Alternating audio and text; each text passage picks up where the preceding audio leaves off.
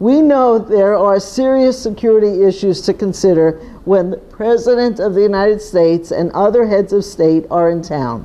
But those needs must be balanced against protecting the right to assemble, the right to protest, and the right to dissent. The New York Police Department said no to every alternative we put on the table and simply refused to give us a permit for a reasonable location for a march next Tuesday. We say enough is enough. We are marching to demand that the troops come home now and to assert our right to peaceful protest. Marching without a permit amounts to nonviolent civil disobedience, and those of us who participate in the march next Tuesday will place ourselves at risk of arrest. We are willing to take that risk. We also know and respect the fact that many people cannot participate in an activity that does not have a permit. And so we are seeking a permit for a rally that would start at 8:30 in the morning in Herald Square, one of the busiest locations in Manhattan. This will enable anyone who wishes to protest the war and protest the restriction of our civil liberties to join us without risking arrest.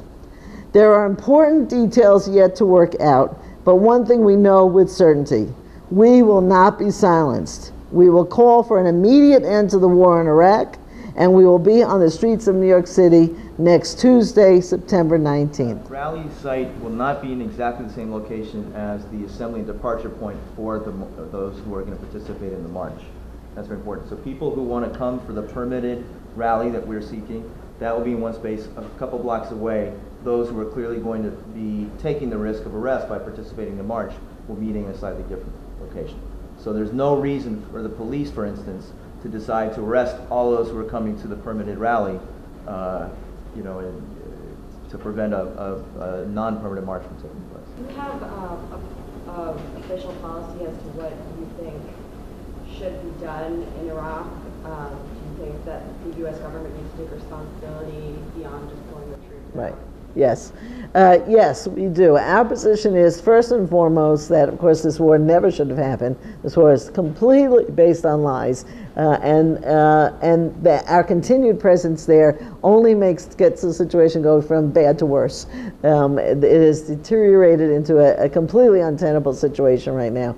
Our demand on the United States government, both on the Bush administration and the Congress, is that steps need to be taken to immediately withdraw all of the U.S. troops from Iraq, that there should be no permanent U.S. military bases left in Iraq, and that we should play, our government, our tax dollars, should play a role in helping to rebuild that country. But that should not happen in a way that ends up profiting U.S. corporations. That should happen by us giving assistance, including financial assistance, to the people of Iraq to help rebuild their own nation.